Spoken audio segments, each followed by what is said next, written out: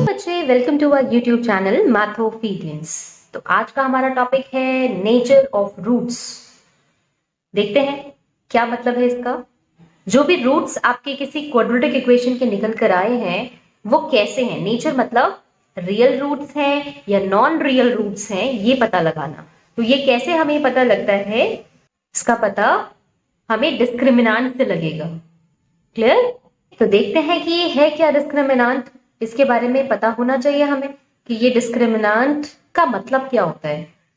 किसी भी quadratic equation जिसकी जनरल फॉर्म है, general form of a quadratic equation हम जानते हैं क्या होती है।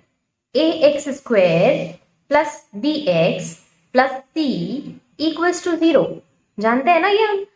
किसी भी क्वाड्रेटिक इक्वेशन की अगर जनरल फॉर्म ये है तो उसका डिस्क्रिमिनांट होगा b स्क्वायर माइनस 4ac, ये होगा। तो मतलब किसी भी क्वाड्रेटिक इक्वेशन के डिस्क्रिमिनांट के बारे में अगर हमें पता लग जाए तो हम बहुत आसानी से बता सकते हैं कि उस क्वाड्रेटिक इक्वेशन के रूट्स रियल होंगे या नॉन रियल होंगे। और रियल होंगे तो फिर कैसे होंगे। अब हमें ये बात पता है, मैंने आपको बताई थी कि अगर क्वाड्रेटिक इक्वेशन है तो उसके कितने रूट्स होंगे, 2 रूट्स होंगे, क्योंकि इसकी डिग्री 2 है। जितनी डिग्री उतने नंबर ऑफ रूट्स। तो अगर रूट्स रियल हैं तो वो कैसे होंगे, वो दोनों रियल रूट्स इक्वल होंगे या डिस्टिंक्ट होंगे, ये पता लगाना है। ठीक है, आई होप कि क्लियर हुआ होगा आपको। डिस्क्रिमिनांट को हम कैपिटल डी से सिंबलाइज करेंगे, डिनोट करेंगे। ओके, हमेशा याद रखिएगा कि जब भी ये डिस्क्रिमिनांट की वैल्यू ग्रेटर देन 0 होगी तो हमेशा आपके जो रूट्स होंगे रियल रूट्स होंगे।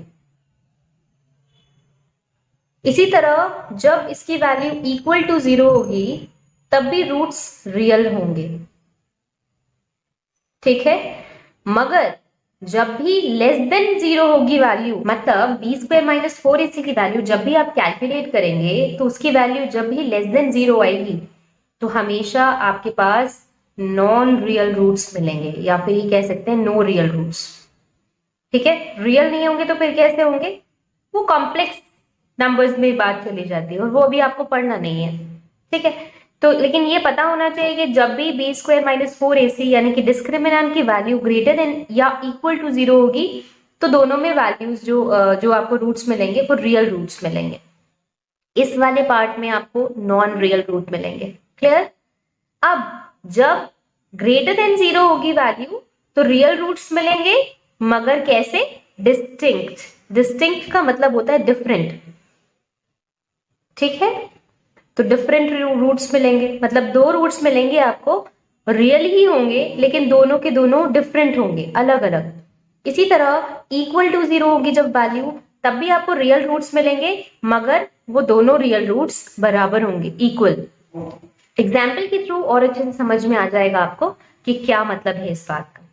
ठीक है, चलिए देखिए एक एग्जाम्पल देख लेते हैं। अगर सपोज आपको एक क्वाड्रेटिक इक्वेशन गिवन है 3x square minus 2x plus 1/3 equals to 0।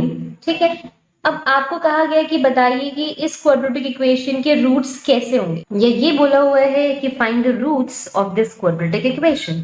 तो क्या करेंगे हम लोग, सबसे पहले डिस्क्रिमिनांट निकालेंगे। डिस्क्रिमिनांट के लिए आपको a, b और c की वैल्यू पता होनी चाहिए। a का मतलब x स्क्वायर का कोएफिशिएंट दैट इज 3, b का मतलब x का कोएफिशिएंट यानी कि -2, c मतलब जो आपका कांस्टेंट है दैट इज 1/3।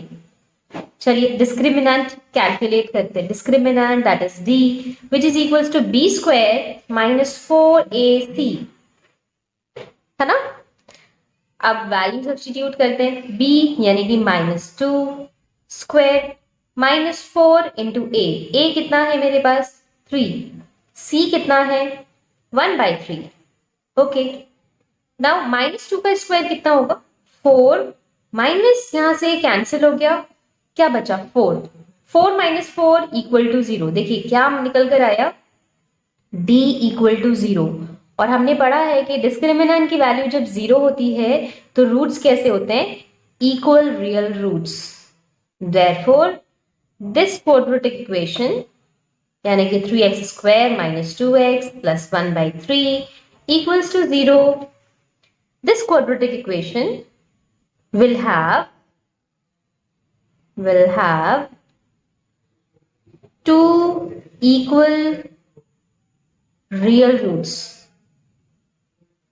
ठीक है। इसी तरह अगर वैल्यू ग्रेटर देन 0 आई होती, मतलब 0 से बड़ी आई होती, तो टू डिस्टिंक्ट रियल रूट्स या डिफरेंट रियल रूट्स हम कहते हैं।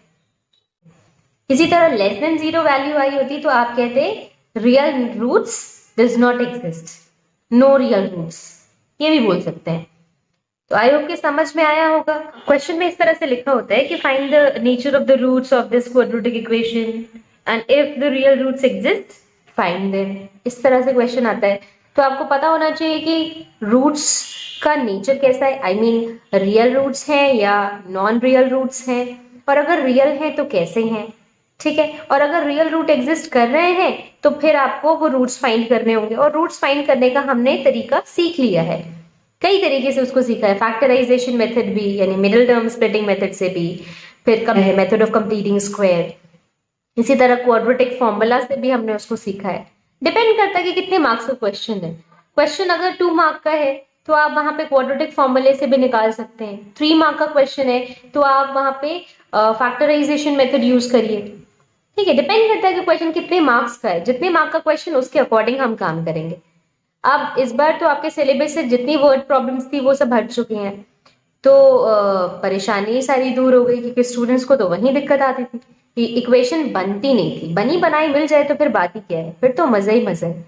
लेकिन असल मुश्किल आती थी वो इक्वेशंस को बनाने में, फ्रेम करने में, और वो मुश्किल आपकी दूर हो चुकी है इस साल। तो इस बार तो आप लोगों के लिए बहुत अच्छा हो गया।